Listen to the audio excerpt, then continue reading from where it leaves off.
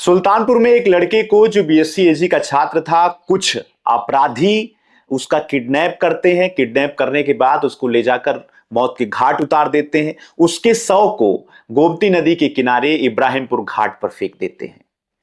Police इस मामले में जो है अपराधियों को बचाने में लगी हुई है, ऐसा आरोप परिजन लगाते हैं। और उसके बाद लगभग 70 घंटे के बाद उसके शव का अंतिम संस्कार होता है, वो भी डीएम और एसपी के परिजनों के घर पहुंचने के बाद। परिजनों की ओर से कुछ मांगे की गई और उस मांगों पर पुलिस की ओर से सहमति बनाई गई। पुलिस अधीक्षक सुल्तानपुर की ओर से सहमति बनाई गई, जिलाधिकारी की ओर से सहमति बनाई गई। तब जाकर कहीं परिजन माने कि वो अपने मृतक बेटे की अंतिम संस्कार के लिए वो तैयार होते हैं। जी हाँ, नमस्कार, मेरा नाम है अंजनी तिवारी और आप देख रहे हैं गांव देहात। आज के अपनी इस वीडियो में आपको बताते हैं कि अमन यादव के साथ अभी तक कितना कुछ न्याय हुआ है, अमन यादव के परिवार को न्याय कहां तक पहुंचा है, अमन यादव के परिवार अमन यादव की हत्या में शामिल जो भी आरोपी हैं उन आरोपियों की गिरफ्तारी हो पाई है कि नहीं हो पाई है। सुल्तानपुर की पुलिस जो थाना चांदा के अंतर्गत जो है अकर्मण्यता के कारण सुल्तानपुर के पुलिस अधीक्षक ने उसको सस्पेंड किया था, थाने को सस्पेंड किया था। नए जिनको कमान सौंपी गई है वो प्रभारी निरीक्षक क्या कुछ कर रहे हैं, इन सब विषयों पे आज हम आपको जानकारी देते हैं। क्या पुलिस की ओर से बुलडोजर एक्शन की भी तैयारी की जा रही है, इन सभी बातों की जानकारी अपने इस वीडियो में हम आपको बताते हैं। सबसे पहले आपको बता दें 6 दिसंबर की ये घटना है 2025 की। सुल्तानपुर के थाना जो है कोतवाली चांदा के अंतर्गत एक गांव है साढ़ापुर, वहां का एक लड़का जो बीएससी एग्रीकल्चर का छात्र था, उसकी किडनैपिंग करके उसको मौत के घाट उतार दिया जाता है और उसके शव को इब्राहिमपुर घाट जो प्रतापगढ़ जिले के अंतर्गत आता है वहीं पर ही गोमती नदी के किनारे फेंक दिया जाता है। परिजनों को जानकारी मिलती है, परिजन अमन यादव को ढूंढते हैं और वो एक बाजार के पास उसका एक सीसीटीवी फुटेज वहां पे रिकॉर्ड हुआ था। सीसीटीवी फुटेज को लेकर पुलिस के पास दौड़ते हैं, लेकिन पुलिस उस मिडिल स्कूल में जाने की बजाय दूसरी जगह पर घूमती है। तब तक इस घटना को अपराधी अंजाम देने में सक्षम हो जाते हैं और परिजनों ने आरोप लगाया अगर पुलिस सक्रियता के साथ काम करती तो उसके बेटे को मौत नसीब ना होती, उसकी हत्या ना होती। परिजनों का पूरा विश्वास स्थानीय पुलिस के ऊपर नहीं था। इसके बाद परिजनों को 100 सौंपा जाता है, पोस्टमार्टम करा लिया जाता है बिना परिजनों की उपस्थिति में और सीधा उनको लाश दे दी जाती है। एक पुलिस वाले तो यह भी कहते हुए सुनाई पड़ रहे थे, परिजनों का आरोप था कि अजैया उठाया है तो आप सुबह आकर लाश ले लेना, छोड़ेगा नहीं। इस तरीके की भी बातें हुई और उसके बाद 6 तारीख के बाद जो है लगातार 7 तारीख का समय बीत जाता है, 8 तारीख का समय बीत जाता है और करीब जो है 48 घंटे बाद सुल्तानपुर के पुलिस अधीक्षक और जिलाधिकारी के कान में जूं रेंगती है और वो परिजनों से मिलने उनके घर पहुंचते हैं, जबकि परिजनों ने शव का अंतिम संस्कार नहीं किया था। उनकी कुछ मांगे थी, 5 सूत्रीय उनकी मांगे थी और उन मांगों पर सहमति जताते हुए पुलिस अधीक्षक की सहमति, जिलाधिकारी की सहमति जब बनती है तब परिजन जो है अंतिम संस्कार के लिए राजी होते हैं और अमन यादव का अंतिम संस्कार 9 तारीख यानी मंगलवार को 10:30 बजे देवाड़ घाट पर किया जाता है। पुलिस की ओर से क्या कुछ कार्रवाई हुई है आपको बताते हैं। पुलिस की ओर से 10 आरोपियों का जो नामजद आरोपी थे, उन 10 आरोपियों में 4 लोगों की गिरफ्तारी पुलिस की ओर से की गई। और अभी तक आपको बताएं तो ये जब घटना 6 दिसंबर को होती है उसी दिन शिवम यादव और मयंक यादव को अरेस्ट किया जाता है और 8 दिसंबर की सुबह एक हाफ एनकाउंटर होता है जिसमें दीपक यादव उर्फ राका को उसके पैर में गोली लगती है और 9 दिसंबर को अंतिम संस्कार वाले दिन यानी कि मंगलवार को हत्या में जो वांछित पवन यादव था उसकी तलाश में पुलिस उसके गांव पहुंचती है, नरैनी सफीपुर। वहां पर दबिश देती है पुलिस और पवन के भाई अजय और विजय भी उसके साथ फरार हो जाते हैं और पुलिस को हाथ में उसके कुछ नहीं आता है सिवाय परिजन के। परिजन के ऊपर आरोप लगाया जाता है कि जब पुलिस की टीम वहां पर प्रभारी निरीक्षक तनवीर खान के साथ दबिश दे रही थी तो परिजन में उसके पिता और उसके भाई की ओर से मोर्चाबंदी की जाती है, जिसमें पवन यादव और अजय विजय यादव भी फरार होने में सफल हो जाते हैं। तो इस तरीके से पवन यादव के पिता विजय बहादुर को पुलिस गिरफ्तार करती है और अनिल यादव को गिरफ्तार करती है। अनिल यादव जो है पहले से ही जो आरोपी गिरफ्तार है शिवम यादव, उसका भाई बताया जा रहा है, तो उनको भी पुलिस जेल भेजने का काम करती है। तो कुल मिलाकर जो है पुलिस की ओर से इस एनकाउंटर में 5 लोगों को अभी तक जेल भेजने का काम किया गया है। इसमें एक महिला भी शामिल है, महिला जिसका नाम रेनू यादव है, वो आरोपी दुर्गेश यादव की पत्नी बताई जा रही है।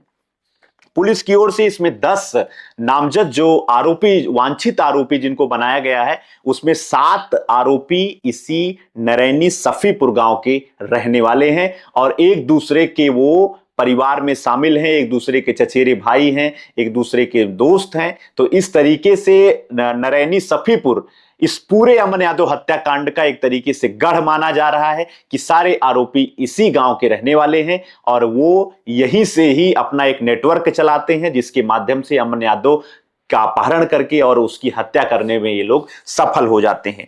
इन अपराधियों की बात की जाए तो इस अपराधियों में 10 जो नामजद अपराधी हैं, इसमें मयंक यादव, अजय यादव, विजय, पवन, अजय गुप्ता, दीपक यादव उर्फ राका, शिवम यादव, दुर्गेश यादव, समर यादव और रेनू यादव पत्नी दुर्गेश इसमें शामिल हैं और इन सभी लोगों की ओर से इस घटना को अंजाम दिया गया है। गाड़ी में जो है अमन यादव को पकड़कर जबरदस्ती वो लोग बैठाते हैं और कहते हैं कि मिडिल स्कूल ले चलो। ये वीडियो सीसीटीवी का सोशल मीडिया पे वायरल हो रहा है, जमकर वायरल हो रहा है। यही वीडियो परिजनों ने पुलिस वालों को दिखाया था कि आप सीधा उस स्कूल की ओर चलिए, लेकिन पुलिस वहां नहीं पहुंचती है, दूसरी जगह पर पुलिस घूमती है, जिसकी वजह से जो है घटना स्थल पे पहुंचने में पुलिस को हमेशा देरी जैसे होती है, उसी देरी के साथ पुलिस पहुंचती है और तब तक अमन यादव का हत्या हो चुका था। तो कुल मिलाकर पुलिस की ओर से यह बड़ी कार्रवाई हुई है।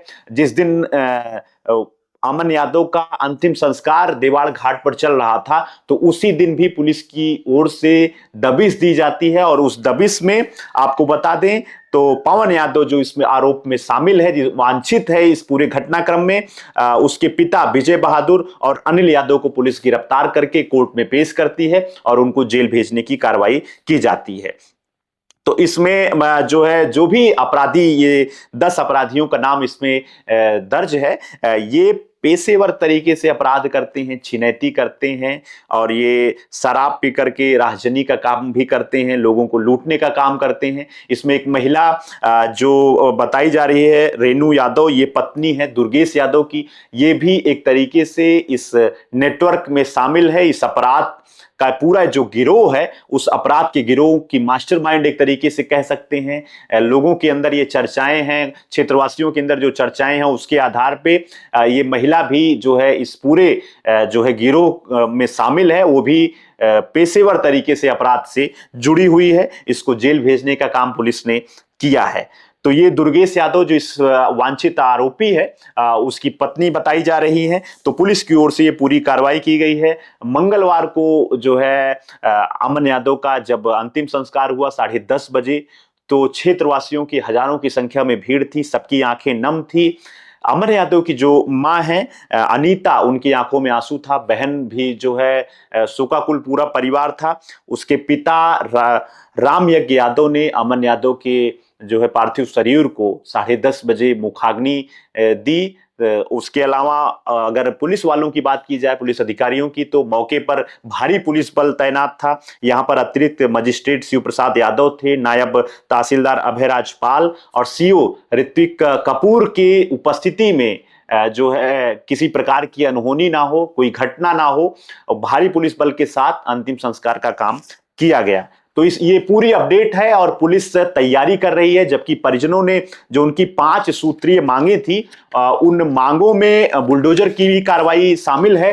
तो पुलिस जो 10 आरोपी हैं, उसमें वांछित आरोपी हैं, उनके घरों पर हो सकता है पुलिस कार्रवाई के तौर पर जो है बुलडोजर की भी कार्रवाई करे, जिसमें जो 5 सूत्रीय मांगे थी जिलाधिकारी और पुलिस अधीक्षक के सामने उन्होंने रखी थी। उसमें भूमि की मांग की गई है, शस्त्र लाइसेंस की मांग की गई है, 50 लाख रुपए की आर्थिक सहायता की मांग की गई है, सरकारी नौकरी की मांग की गई है, दंडात्मक कार्रवाई के रूप में एनकाउंटर और बुलडोजर की कार्रवाई की मांग की गई है।